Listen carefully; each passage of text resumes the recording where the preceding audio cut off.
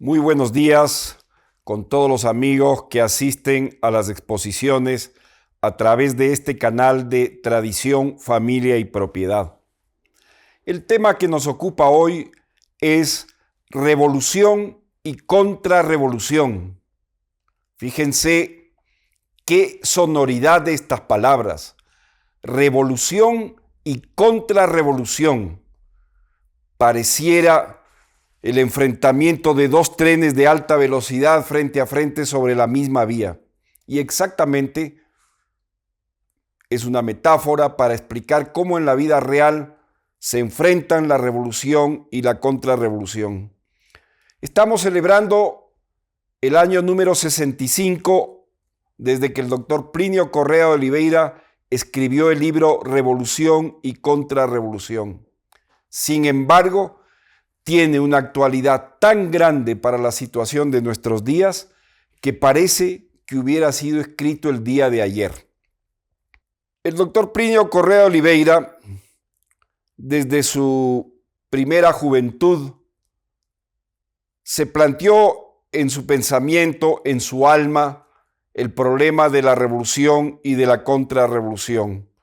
A lo largo de los años lo fue explicitando y en 1959 escribió este libro como un proyecto de acción, como un proyecto de pensamiento para la naciente sociedad brasilera de defensa de la tradición, familia y propiedad, y todas las entidades afines que después se extenderían por todos los continentes del mundo entero.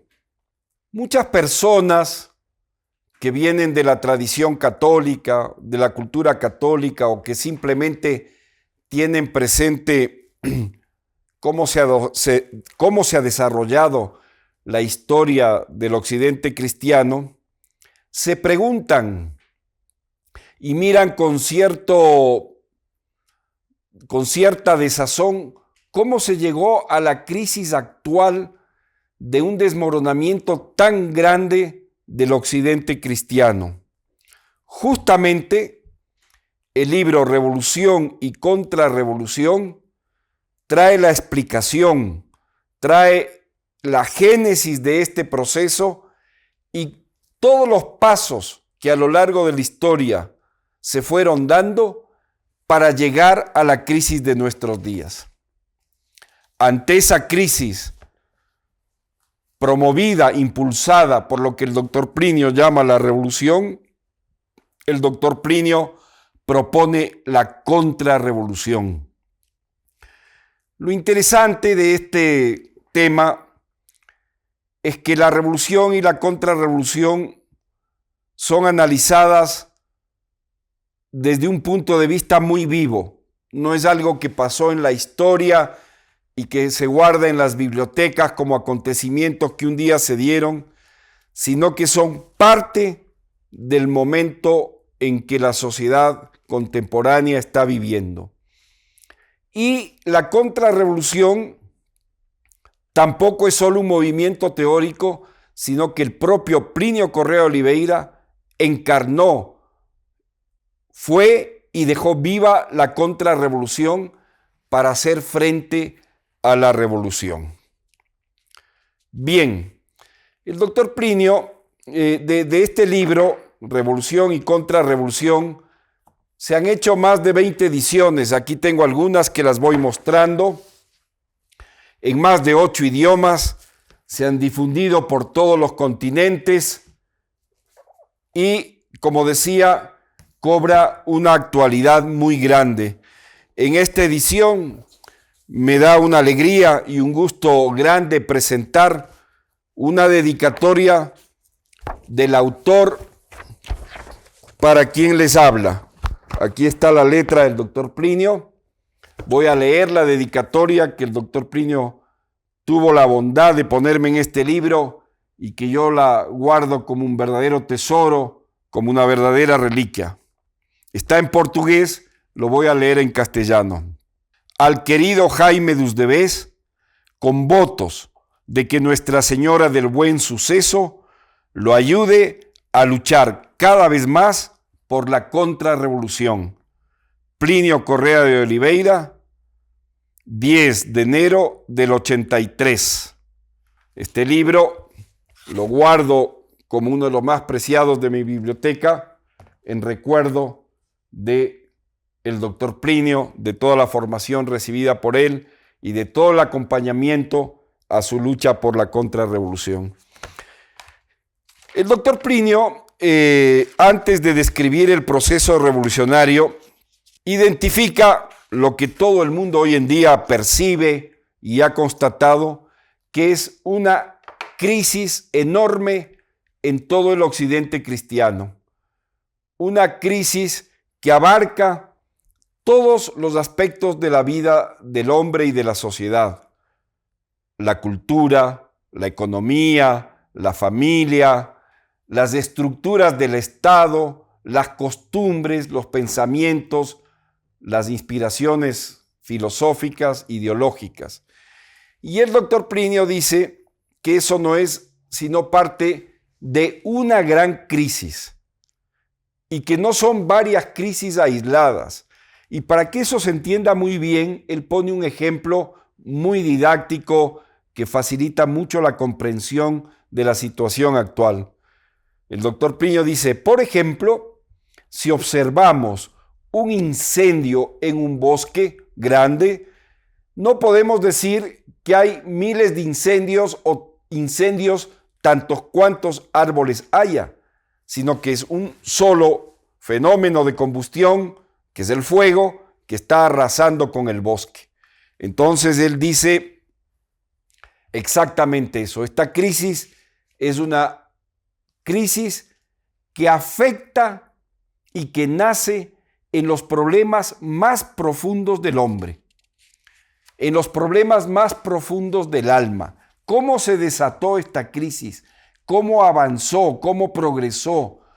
¿Cómo lo que él va a describir, que es el proceso revolucionario, tuvo cabida en el mundo y se le abrieron las puertas para que continúe hasta nuestros días? Entonces el doctor Plinio dice, este es un problema que toca la profundidad del hombre y de su moral. Ellas fueron afectadas y de ahí se abrieron las puertas para esta crisis. Entonces, mucha gente, sobre todo la más joven, podría pensar que la sociedad siempre estuvo en un estado como el que hoy la perciben, o que son cambios, que son transiciones propias a las épocas que se van dando. Eso no es así. El doctor Plinio cita una encíclica del Papa León XIII que se llama Immortale Dei, donde se refiere el Papa a la cristiandad medieval. León XIII, de quien tomó el nombre el Papa León XIV. Y para explicar cómo era el mundo antes de esta gran crisis que se desarrollaría dentro del hombre y de la sociedad, voy a leer lo que el Papa dijo sobre la fidelidad de la sociedad a la Iglesia, a Dios, sobre la piedad, sobre la virtud en la Edad Media. Y permítanme leer, dice así: Encíclica Immortale Dei. Hubo un tiempo en que la filosofía del Evangelio gobernaba los estados.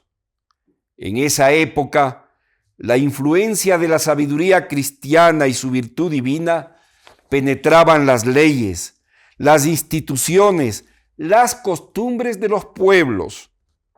Todas las categorías y todas las relaciones de la sociedad civil.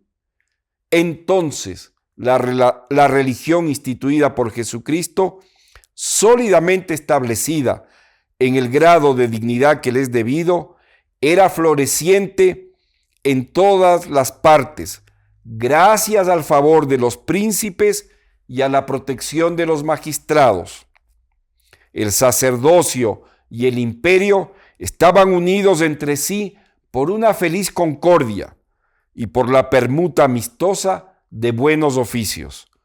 Organizada así la sociedad, dio frutos superiores a toda expectativa, cuya memoria subsiste y subsistirá, consignada en innumerables documentos que ningún artificio de los adversarios podrá oscurecer.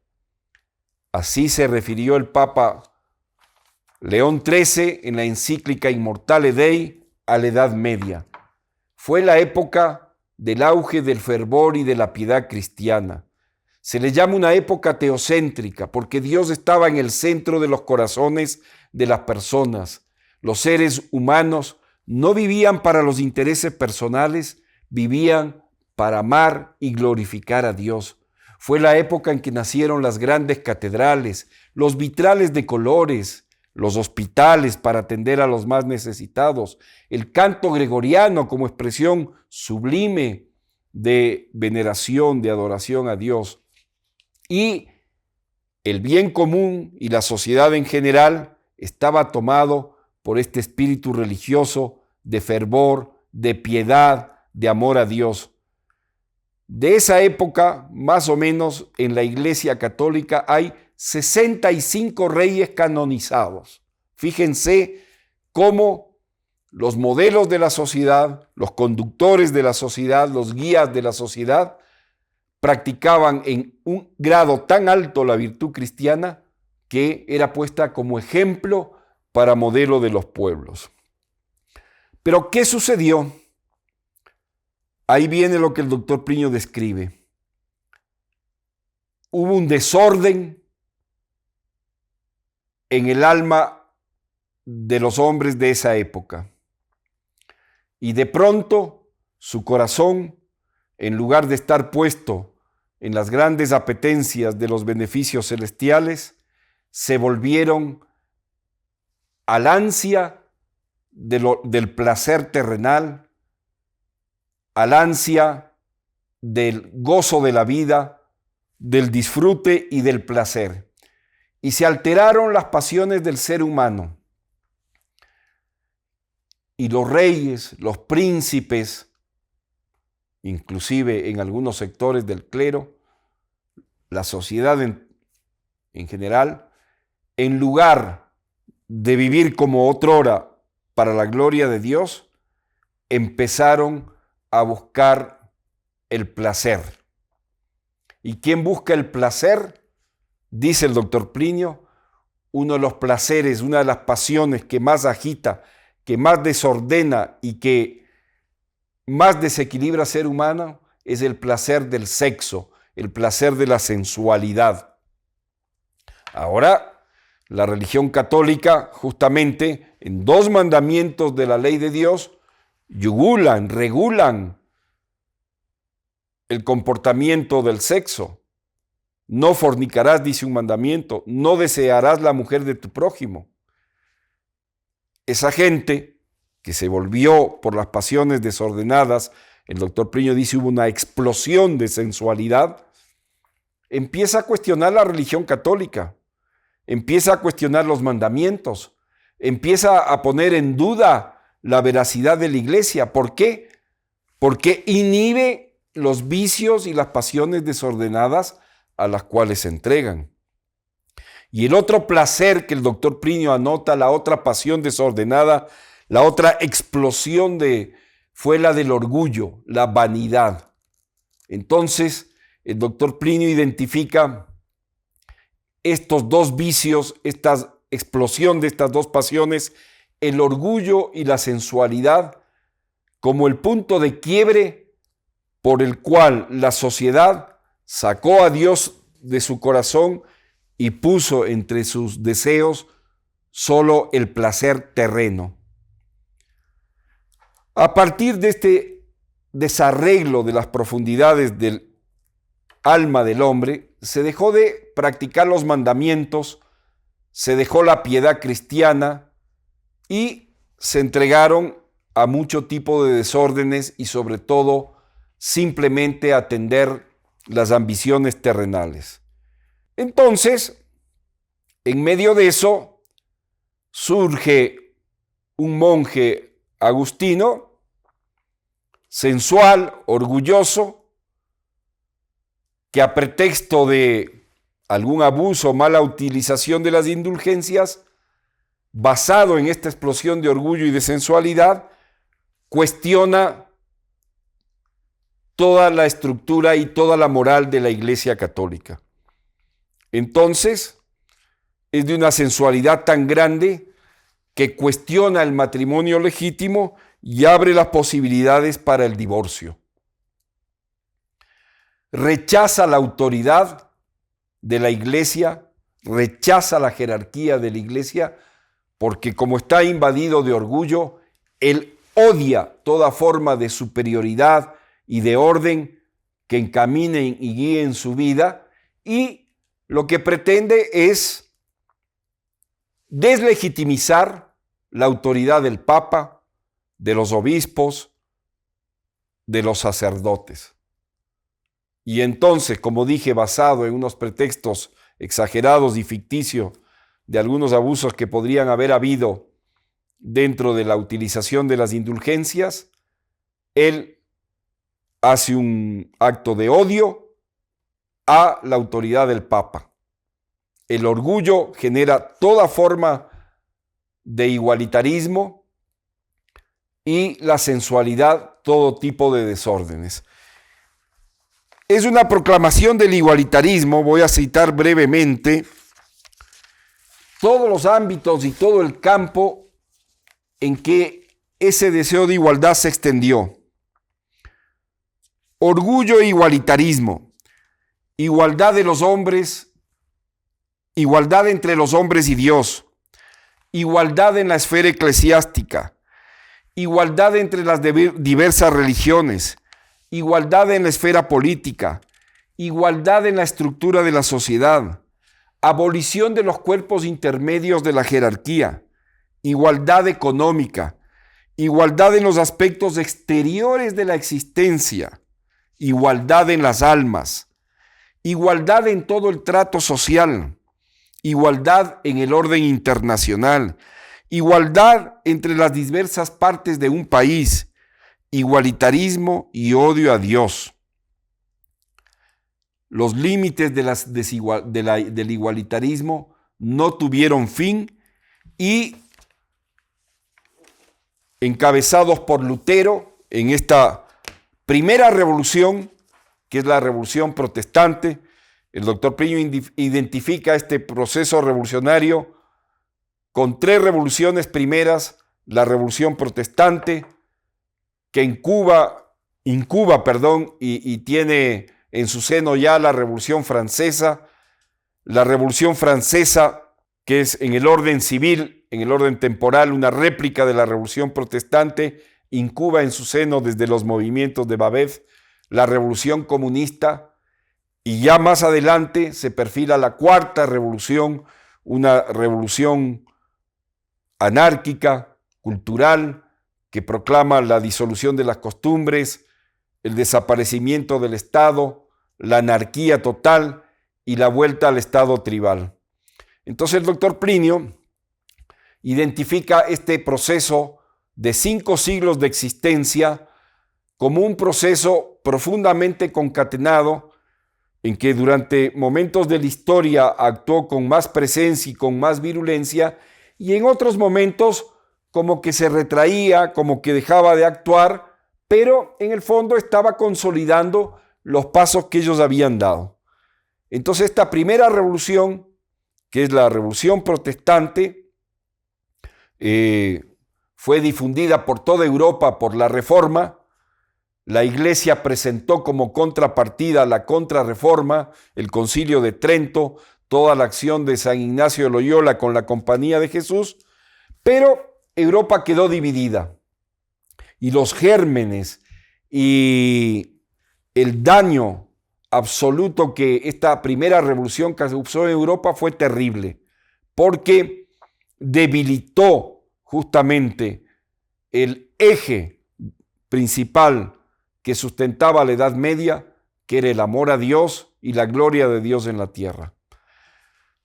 Esta revolución se sustentó en el Renacimiento, que era una especie de idolatría del arte, de la cultura, de la pintura, de la escultura, de la filosofía del mundo antiguo y que tenía como doctrina al humanismo.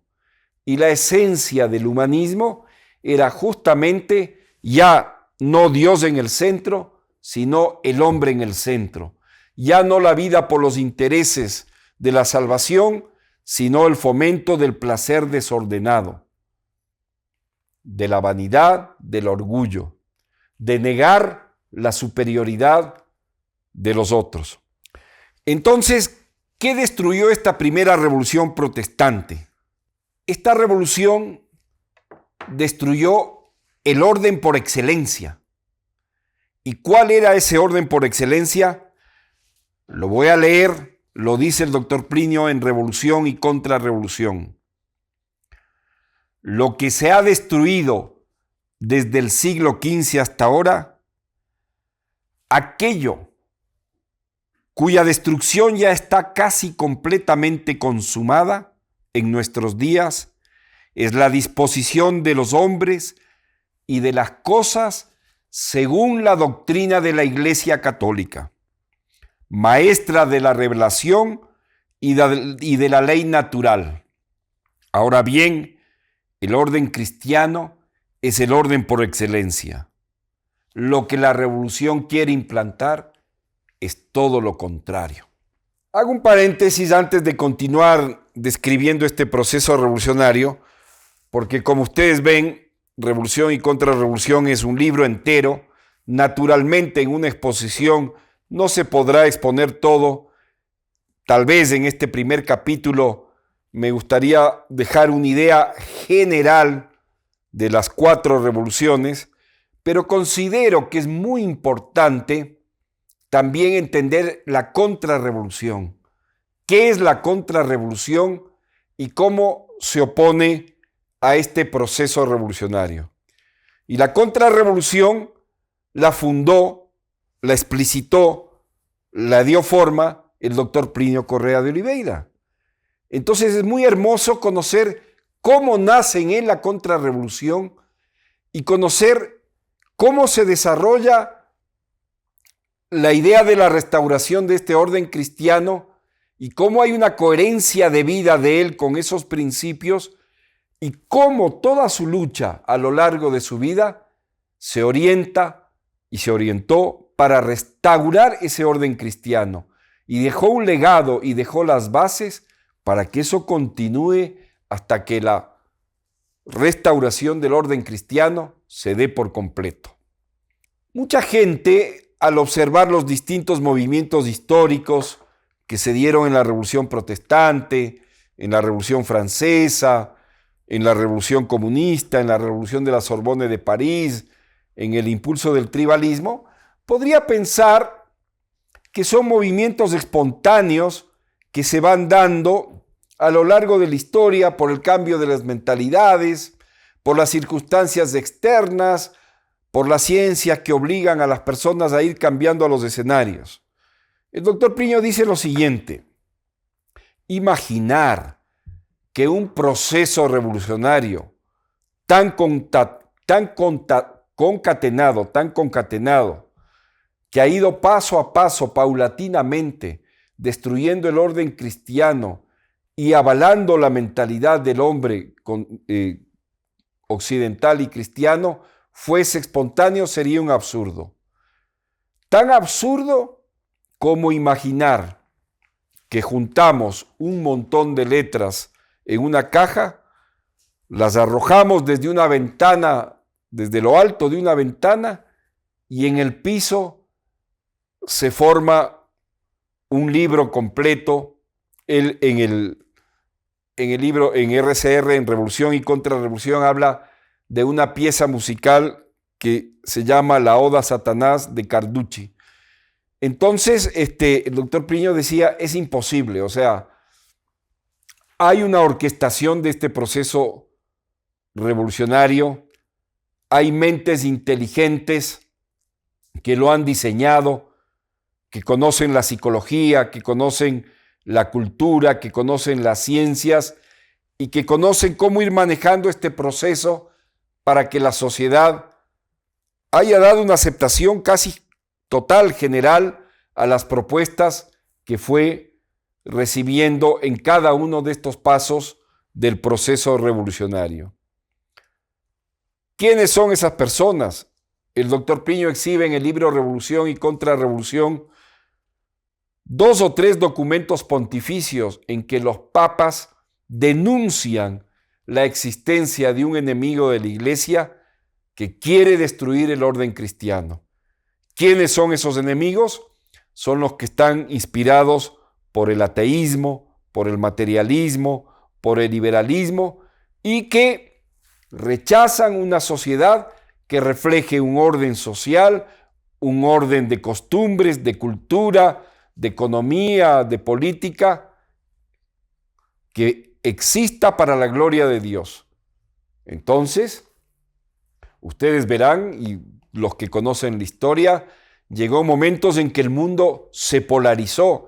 El siglo XIX fue una polarización total en Europa de los católicos conservadores, que se les conocía con el nombre de los ultramontanos, y los liberales que se inspiraban en el ateo materialismo y por los cuales se enfrentaron inclusive en varias guerras. Pero todo esto comenzó con la primera revolución, que fue la revolución protestante, un cuestionamiento a la autoridad basado en el orgullo, en el no querer tener un superior, en el no querer obedecer a una autoridad, y en la sensualidad, que era la búsqueda del placer desenfrenado, sin obedecer los preceptos de la religión católica y cuestionando la religión católica, porque naturalmente llamaba a un rigor, a unas prácticas donde el desorden,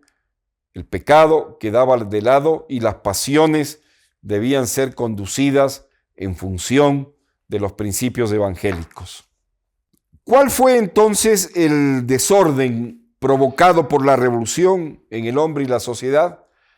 Ya lo dijimos, la explosión del orgullo y la sensualidad, pero empezó con un movimiento de tibieza, de debilitamiento en el hombre medieval, del amor a Dios, de la piedad cristiana, de despreocupación por las cosas eternas y del cielo y de preocupación por las cosas terrenas. Hemos repetido ya 2 o 3 veces esta idea, pero es necesario entender clara y profundamente cómo llegamos a la crisis de nuestros días.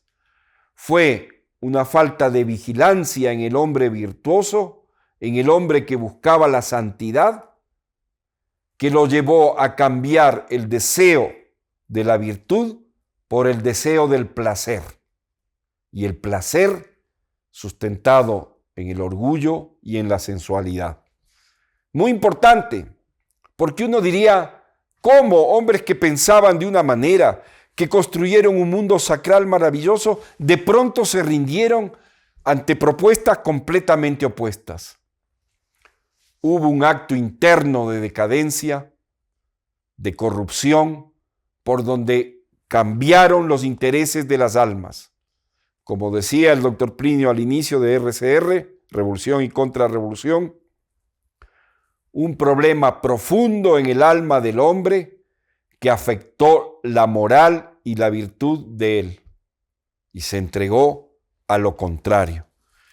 Entendiendo eso, se puede entender cómo, con movimientos, filosofías, artes, costumbres, maneras de ser, sugeridas por la revolución para alimentar esa ansia de orgullo y ese deseo de placer, fueron cayendo los principios, las costumbres, las maneras de ser, las formas de vivir de la sociedad, hasta llegar a nuestros días. Esta discordancia que se generó en el alma del hombre, este abandono, esta preocupación por las cosas celestiales y este deseo de los placeres terrenales, llevó a generar espíritu de duda, llevó a generar el espíritu de duda, el espíritu crítico a la religión católica y al cuestionamiento de que si será una religión verdadera o no. ¿Por qué? Porque impedía justamente estos desmanes del ser humano. Y Lutero, en la primera revolución, afianzó con sus tesis, cuestionando la autoridad, promoviendo el divorcio, esas dudas, esas críticas a la religión católica. Lo que sucedió en el campo eclesiástico, el cuestionamiento de la jerarquía, el igualitarismo en todos los aspectos de la vida del hombre, el desbordamiento de la sensualidad, trajo en Francia, que era el reino cristianísimo, llama el doctor Plinio, esa decadencia de la moral y una disolución total de las costumbres que preparó el terreno para que aquello que pasó en el ámbito eclesiástico pase en el ámbito civil. Así como se negó la autoridad del Papa, de los obispos, de los sacerdotes, así como se eliminó la diferencia entre la iglesia docente y la iglesia discente, es decir, la que enseña y la que aprende, nacieron ideólogos, nacieron filósofos que cuestionaron la autoridad del emperador, que cuestionaron la autoridad del rey, que cuestionaron la jerarquía de los príncipes y dijeron, basados en el orgullo, ¿por qué vamos a tener esa autoridad? ¿Por qué nos van a gobernar personas que imploran y evocan un mandato divino de la autoridad para gobernarnos? Y así, en esa Francia disoluta, los filósofos de la Ilustración tomaron cuenta de los salones de la aristocracia francesa y envenenaron a la nobleza, envenenaron a la aristocracia con esas ideas igualitarias y revolucionarias de acabar con el antiguo régimen y el orden monárquico y reemplazarlo por un orden democrático donde ya la autoridad no estaba en la nobleza, sino que se transformaba en las actuales democracias. Como régimen de gobierno, la Iglesia reconoce la monarquía, la democracia, la aristocracia como formas legítimas de gobierno. Inclusive la dictadura, siempre y cuando sea temporal y para solucionar graves desórdenes en la sociedad, no como un sistema perenne de gobierno. Entonces, en la antigüedad había democracias legítimas, en la Edad Media había repúblicas italianas con sistemas democráticos, pero elegidos representantes de la aristocracia italiana para gobernar esas ciudades. Aquí no nació un sistema democrático de esa forma, sino por un acto de odio a la superioridad real que cuestionó la autoridad del rey, se proclamó durante la Revolución Francesa y mediante muchísimos movimientos revolucionarios como el terror, las columnas infernales y todo lo demás, se asesinaron a cantidades enormes de la nobleza hasta que en juicios totalmente falseados se le decapitó al rey, se le decapitó a la reina, se habían establecido antes de eso los estados generales para dar la estructura al nuevo estado y se eliminó la autoridad y el poder real. Francia cayó en un desorden y en una consecución de poderes políticos caóticos. En determinado momento tuvieron que volver al imperio por medio de Napoleón, que también era un revolucionario. Se le decía la revolución a caballo porque destrozó las monarquías del resto de Europa. En algún momento volvieron a un rey legítimo, pero luego volvieron a la república y en este orden igualitario, en este orden de no reconocer el valor de la autoridad, de la superioridad, de la jerarquía, se acabó con el antiguo régimen, con la monarquía. La Revolución Francesa tuvo una irradiación por el mundo entero, contagiando a varios países de los principios que la inspiraron. Inclusive acá en América, en Estados Unidos, se habla de que la independencia norteamericana fue inspirada en la Revolución Francesa. Y, como habíamos dicho, una revolución contiene el germen de otra revolución. Y en la Revolución Francesa ya hubo pensadores como Babeuf que proponían un igualitarismo total, diciendo que no solo se debería eliminar el poder real, sino hasta el poder del Estado. Y un paso para ello era lo que en 1917 fue la Revolución Comunista, que decapitó también a la familia imperial de Rusia, al zar, los asesinaron y proclamaron la dictadura del Estado, invocando que era el proletariado el que ahora iba a gobernar al país, ya no la nobleza, y aboliendo, llevando el igualitarismo en lo que habíamos visto antes ya, abolir la propiedad privada, abolir la libre empresa, abolir la libre iniciativa, abolir el derecho al trabajo, abolir el derecho a acumular los bienes para generar la herencia y sustentar esa forma de gobierno en base a la tiranía. Un paso gigante del igualitarismo en el orden civil, en el orden social. Naturalmente, tan antinatural que tuvo que ser sustentado en base a fierro y fuego, con matanzas, con atropellos. Hay estadísticas que muestran que los regímenes comunistas a lo largo de la historia para sustentarse han cometido un genocidio de más de 150 millones de personas. No había otra manera de imponer un régimen tan tiránico. Continuó este proceso revolucionario, continuó el desenfado de la sensualidad, del placer y de la corrupción. Y en esta decadencia de la sociedad, la revolución propuso nuevas formas de desintegración de ese orden social antiguo y se lanzó en París en 1968 la Revolución de la Sorbonne, que llevaba el desmoronamiento a extremos tales que uno de sus eslogans más conocidos y que más se difundió era prohibido prohibir.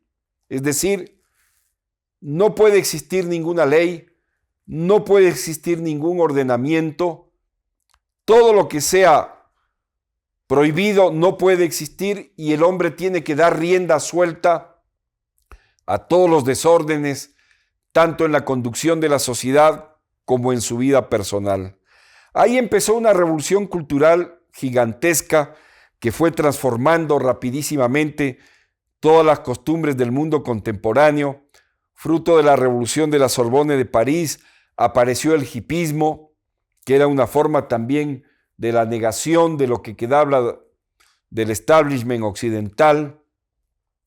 Se celebró un festival musical en una ciudad de Estados Unidos llamada Woodstock, donde fueron 7 días de sexo, alcohol y droga en medio de una promiscuidad total, proponiendo como nueva forma de vida, como nueva forma de costumbres a la sociedad y en rechazo al poco orden que todavía existía en la estructura de la sociedad. Naturalmente es una consecuencia lógica del igualitarismo, es decir, como vimos al inicio, tiene tal profundidad el orgullo que quiere desaparecer de la faz de la tierra todas las formas de desigualdad y para ello la eliminación hasta del Estado. Bien, con esta revolución cultural surgida en mayo del 68, conocida como la Revolución de la Sorbonne, el doctor Plinio explicita y describe el nacimiento de una cuarta revolución, que tendría como finalidad extinguir absolutamente todo aquello que hacía parte o que eran los restos de la civilización occidental. El doctor Plinio comenta, dice: los ideólogos de la tercera revolución consideran que la dictadura del proletariado era un paso para igualdades aún mayores. Nace la cuarta revolución cuestionando la existencia del Estado y proclama la eliminación de toda desigualdad. La existencia de un Estado, dice el doctor Plinio, es algo que representa desigualdades, porque el Estado supone un poder que se ejerce sobre otro, y esa desigualdad subleva a los revolucionarios. Entonces, la cuarta revolución proclama: no queremos que nos gobiernen, no queremos Estado, no queremos ningún poder, no queremos ningún sacerdocio, no queremos ninguna realeza, no queremos ninguna clase más elevada, ningún privilegio intelectual, ninguna autoridad. La cuarta revolución no quiere leyes civiles ni leyes morales. Es la anarquía total, es el igualitarismo llevado a las últimas consecuencias. En el aspecto económico, la propiedad individual debe ser reemplazada por el régimen autogestionario, donde grupos sociales trabajan sin propiedad, sin régimen de Estado, sin régimen de gobierno, en un relacionamiento por consensos, donde cualquier tipo de jerarquía está totalmente eliminada. Fíjense esto, qué terrible, ¿hasta dónde vamos? Los más avanzados de la cuarta revolución promueven la vuelta al régimen tribal, nómadas, sin residencia fija, sin agricultura, sin acumulación de bienes, viviendo de la recolección, en la que los chamanes, inspirados por alucinógenos, guían a la tribu. Es decir, borrar de la faz de la tierra cualquier vestigio de civilización. Y uno podría decir: no, pero ¿cómo? Eso es demasiado, ¿dónde está? Miren, tanto en el ámbito civil como en el ámbito eclesiástico, ese es un proceso ya llevado muy lejos. Aquí en nuestra ciudad tenemos una universidad en que una parte de ella promueve una filosofía que se llama la deconstrucción, en que dice que todo lo que heredamos de Europa es un neocolonialismo y que el régimen verdaderamente acertado para conducir nuestra sociedad y propio a nuestra América es el sistema tribal, y que para llegar a eso hay que deconstruir todo lo que se construyó, aniquilarlo para volver a la tribu. Ustedes pueden entrar a la biblioteca de esa u otras universidades y ver que defienden a capa y espada este proceso que ellos llaman de deconstrucción. En el ámbito religioso, el doctor Plinio Correa Oliveira escribió una denuncia, un libro que se llama Tribalismo indígena, ideal común misionero para el Brasil en el siglo XXI, en que él denuncia y desenmascara el estructuralismo del tribalismo moderno, que fue inspirado por un obispo católico que era conocido con nombre del obispo rojo, Monseñor Don Pedro Casaldáliga, en que proclamaba que se destruya la propiedad privada, decía: malditas sean todas las cercas, malditas sean todas las formas de producción que estén en manos de individuos, y llamando a un colectivismo tribal terrible. De ahí nacieron los movimientos de los Sin Terra que agitan todo Brasil y que destruyen la propiedad privada.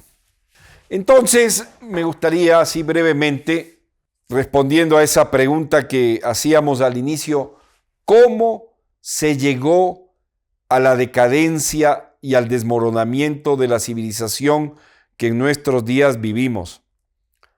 En el orden político, en el orden del Estado, en el orden de las costumbres, de la cultura, de la economía, llegando a extremos de prácticas terribles y degenerativas del ser humano.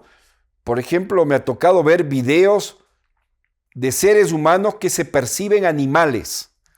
Entonces hay conglomerados de personas que se perciben perros y ellos se visten como perros, actúan como perros. Hay concursos de estos hombres perros que tienen un amo y que los adiestran. Igualmente hay personas que se perciben caballos y hay eventos oficiales en Europa de personas imitando a los caballos. Es decir, degradaciones en que ya la naturaleza humana está siendo negada y está siendo equiparada a la naturaleza animal. No hablemos de los organismos internacionales que están imponiendo leyes que son el golpe mortal para la educación de la niñez, como la ideología de género, en que a un niño de 6, 7 años, a una niña le preguntan ¿qué quieres ser, hombre o mujer? Y tú eres lo que tú te percibes, lo que quieras ser y no lo que la naturaleza te ha dotado. Entonces ya es una destrucción absoluta hasta del género humano y no solo de las desigualdades o del placer desordenado. Ha sido un proceso, como decía, de 4 revoluciones que que se apuntalaron en el desorden del alma del hombre, en el pecado, en la falta de la virtud, proponiéndole un cambio muy lento, muy paulatino, que ha durado 5 siglos, pero que ha llegado a la situación que actualmente analizamos. Ahora uno se pregunta, ¿qué es la contrarrevolución? Y cómo la contrarrevolución actúa para denunciar, para detener, para frenar este proceso. Así como la revolución fue un problema en los sectores más profundos del alma del hombre occidental y cristiano que renunció a la virtud y al amor de Dios, la contrarrevolución nace de una situación en lo profundo del alma de Plinio Correa de Oliveira. Él nace en una familia católica, su madre, doña Lucilia Ribeiro dos Santos Correa de Oliveira, una señora de una altísima piedad cristiana, educa a su hijo en el amor a Dios, en la devoción a la Virgen, en el cumplimiento de los mandamientos desde su más tierna infancia, rodeándole de un afecto, de una bondad, de un cariño tan grande que la virtud cristiana y la bondad de doña Lucilia hacían un mundo dorado, un mundo maravilloso, en el cual el doctor Plinio durante su infancia se entregó con total encanto, con total admiración, con total entusiasmo. Y doña Lucilia llevaba al doctor Plinio de la mano a la iglesia que ella frecuentaba, salía del Palacete Ribeiro dos Santos a la iglesia al Sagrado Corazón de Jesús, que estaba muy cerca de su casa, y lo llevaba a oír misa, lo llevaba a rezar, lo llevaba a comulgar. Y el doctor Plinio, que era un niño muy observador y que la providencia ya había dotado de dones muy especiales justamente para fundar la contrarrevolución, quedaba encantado y venía una armonía muy grande entre doña Lucilia y el Sagrado Corazón de Jesús, el Sagrado Corazón de Jesús y doña Lucilia. Veía una paz, un bienestar del alma, una consonancia de espíritu que le encantaba.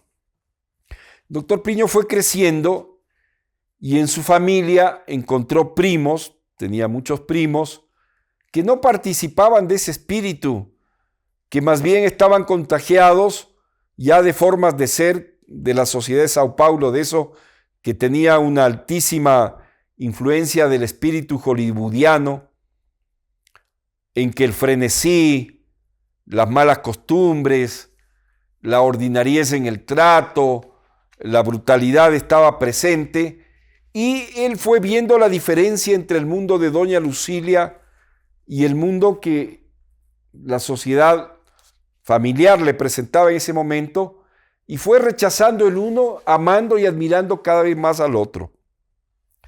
Luego fue matriculado en una escuela de los padres jesuitas, de donde el doctor Plinio rescató, admiró y asumió todo el espíritu de lógica, de la lógica ignaciana que ellos imprimían en la educación, y tuvo un profundo acto de rechazo a esas costumbres que había visto ya en sus primos, pero que se multiplicaban con una intensidad enorme en la escuela.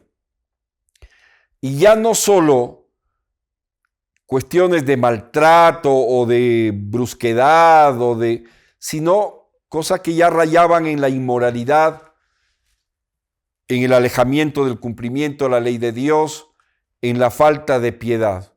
Y el doctor Plinio fue estableciendo en su pensamiento, en su alma, la diferencia de dos mundos.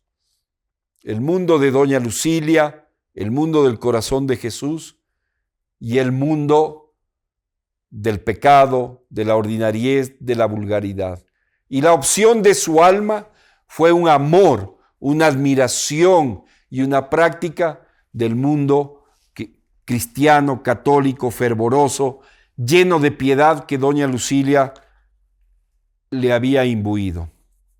El doctor Plinio se hizo joven, fue creciendo naturalmente como todo el mundo y percibió que en la sociedad paulista de ese entonces la piedad cristiana había sido relegada como que para las mujeres y para los hombres un libertinaje, malas costumbres morales que se reñían completamente con esa forma de ser católico que él había heredado de doña Lucilia. Y inclusive era mal visto que el hombre sea piadoso, que el hombre rece, que el hombre frecuente los sacramentos. Y el doctor Plinio dijo, tal vez tendría unos 18, 19 años, dijo, yo voy a romper ese esquema. Y decidió asistir a la misa del domingo de mediodía en la iglesia del Sagrado Corazón de Jesús, donde asistían todas las familias de este barrio que era en torno a la iglesia, que era la aristocracia paulista, y él llevó su rosario y recorrió la iglesia rezando el rosario para hacer un acto público de piedad y demostrar que la religión no era solo para las mujeres ni para los afeminados, sino para los jóvenes católicos, imbuidos de una piedad, de un fervor combativo, que no tenían miedo a enfrentar el ambiente y a proclamar su virtud, su catolicismo en público. Ahí un día el doctor Plinio, en un traslado que estaba haciendo en medio de la ciudad, se movilizaba en tranvía, que era la forma de transporte que había en la ciudad de San Pablo en ese momento, y ve un cartel que cruzaba la calle que decía Congreso de la Juventud Católica. Entonces el doctor Plinio tuvo un sobresalto, dice, Congreso de la Juventud Católica. esto es lo que yo quiero, esto es lo que deseo. Inmediatamente se bajó del tranvía, se puso frente al cartel, anotó la dirección donde se anunciaba este congreso y se fue a inscribir. El local era la parroquia de Santa Cecilia.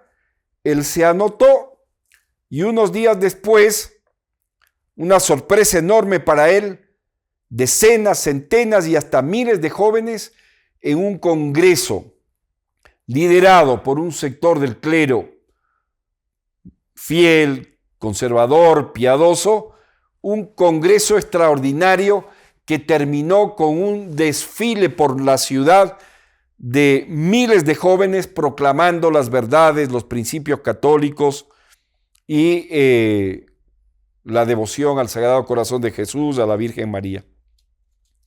Eran las congregaciones marianas, que eran formas de agrupación que el clero promovía para fomentar el catolicismo entre los jóvenes, las personas mayores.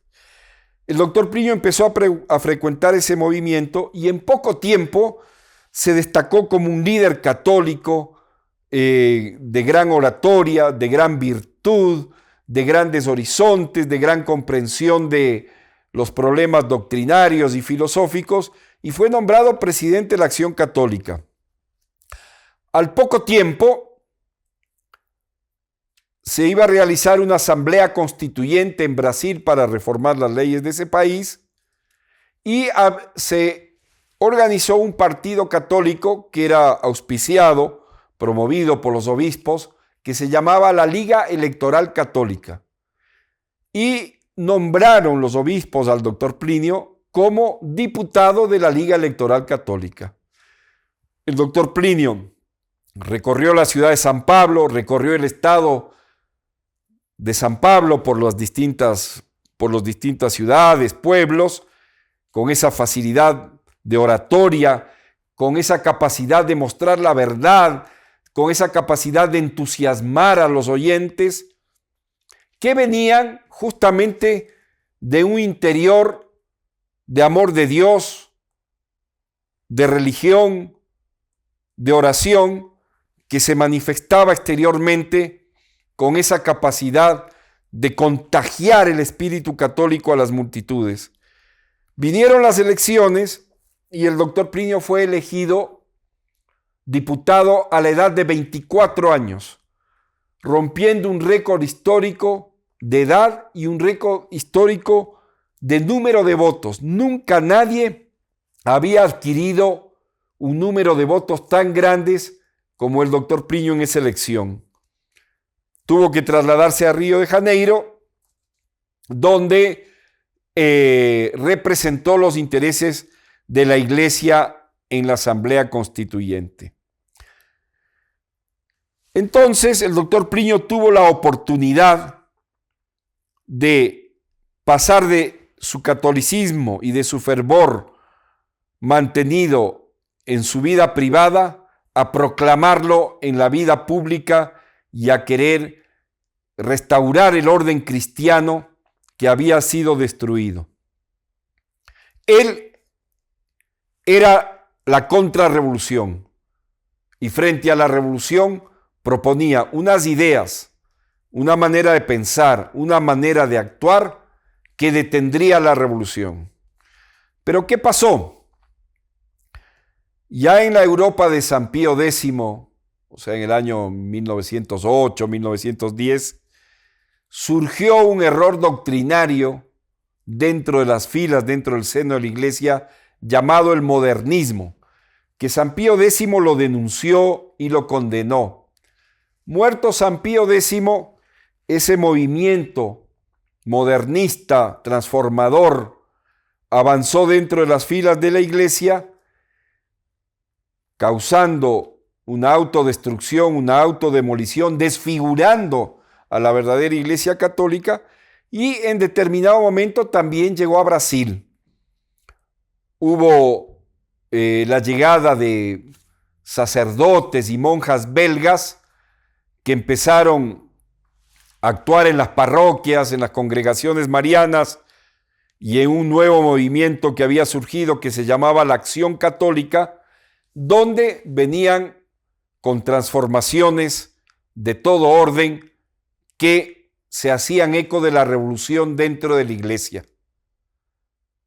Era una autodemolición de la Iglesia Católica.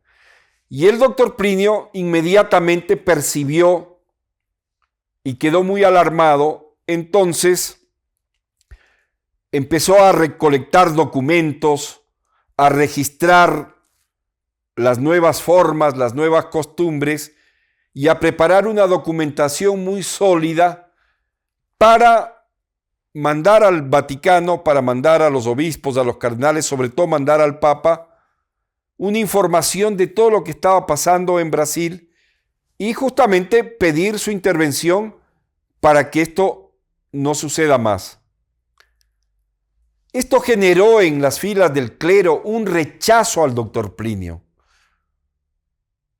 No aceptaron que él no se embarque, que él no acompañe estas transformaciones promovidas por este clero que difundía el progresismo. Y empezó a haber una diferenciación muy grande y una persecución al doctor Plinio por ese sector del clero, en que iban tomando medidas, en que lo iban aislando, lo iban dejándole de lado, le iban quitando los puestos de influencia. Y el doctor Plinio dijo, bueno, yo voy a hacer un libro que él llamó el libro Kamikaze. ¿Por qué Kamikaze? Kamikaze es esa costumbre que tenían los soldados japoneses de darse en holocausto para destruir al enemigo. Entonces, por ejemplo, en la Segunda Guerra Mundial, guiaban sus aviones contra los barcos, destrozaban el barco, pero se destrozaba el avión y moría el piloto casi siempre. Entonces el doctor Plinio dijo, el libro que voy a hacer es un libro kamikaze. ¿Por qué? Porque la jerarquía eclesiástica que está gobernando este momento la iglesia en Sao Paulo se ha mostrado afín con el movimiento progresista y no va a aceptar las denuncias que yo hago aquí. Y él hizo un libro que se llamó En defensa de la acción católica. Para esto él estudió muchos documentos pontificios que desde la época de San Pío X y antes ya los papas habían divulgado a través de encíclicas, a través de otros documentos, mostrando cuál era la verdadera doctrina, cuál era la actitud de la iglesia y cómo se deberían difundir en medio de la sociedad católica. Antes de sacar este libro, a través de los contactos que el doctor Plinio tenía en el Vaticano, le envió al Papa Pío XII en ese momento, que le devolvió el libro con una carta de felicitación firmada por el cardenal Montini, secretario de Estado de Pío XII, quien fuera el futuro Papa Paulo VI, respaldando el libro del doctor Plinio. El libro salió y fue divulgado en San Pablo, precedido de esa carta de felicitación del Papa y denunciando todos los errores que contaminaban al catolicismo de Brasil y de San Pablo. Esto generó una represalia sobre el doctor Plinio por las filas del clero de ese momento, en que generaron en torno a él un aislamiento espantoso, un ostracismo que le quitó cualquier posibilidad de acción en los medios católicos. Y de pronto, el doctor Plinio, de haber sido un líder católico renombrado por todo Brasil, después de haber sido el diputado católico más votado, de contar con todo el respaldo de la jerarquía, prácticamente queda en la calle. Le quitaron la dirección del órgano oficioso de la arquidiócesis de Sao Paulo, que se llamaba el Legionario y que era un órgano en el que el doctor Plinio escribía artículos con repercusión internacional, y un pequeño grupo de personas lo acompañaron en ese ostracismo porque tenían afinidad con la forma de ser, con los principios de doctor Plinio. Entonces, una vez más vemos cómo el doctor Plinio mantiene su espíritu de contrarrevolucionario Y cuando la revolución penetra en las filas de la iglesia, él mantiene la ortodoxia, se mantiene intacto en la doctrina, en las costumbres, en la piedad, y no permite que el espíritu revolucionario que penetra en la iglesia deforme su pensamiento, su mentalidad, sus costumbres, su virtud. Y ahí el doctor Plinio, para continuar con esa lucha en defensa de la iglesia que desde muy joven venía realizando, decide fundar la Sociedad Brasilera de Defensa de la Tradición, Familia y Propiedad en 1960. Y como elemento de ruta de la TFP, como elemento inspirador de los principios de la TFP, justamente escribe el libro Revolución y Contrarrevolución, en el cual denuncia la revolución y muestra cómo debe ser el contrarrevolucionario, cómo la contrarrevolución debe frenar a la revolución y cómo hacer la oposición a este enemigo tan grande de la civilización cristiana. Mucha gente se preguntará, bueno, la revolución tiene un poder enorme. El propio doctor Plinio lo dice. Humanamente es imposible vencer a la revolución, pero la revolución frente al poder de Dios y al poder de la gracia de Dios es nada. Y para Dios nada es imposible. La revolución es una fracasada inspirada por las fuerzas del mal, afines a las fuerzas de Satanás, que niega a Dios, y la contrarrevolución cuenta con la gracia de Dios. Y pone un ejemplo muy bonito, dice, así como nuestro Señor sació el hambre de la multitud que le seguía con los 7 panes y 7 peces, multiplicándolas para repartir a más de 15,000 personas, así Él obrará para destruir a la revolución. Él era Dios, Jesús era Dios, tenía toda la potestad de hacer un milagro y calmar el hambre de la multitud sin necesidad de los 7 panes o de los 7 peces. Pero Él quiso que haya una representación del género humano que contribuya al milagro de Dios.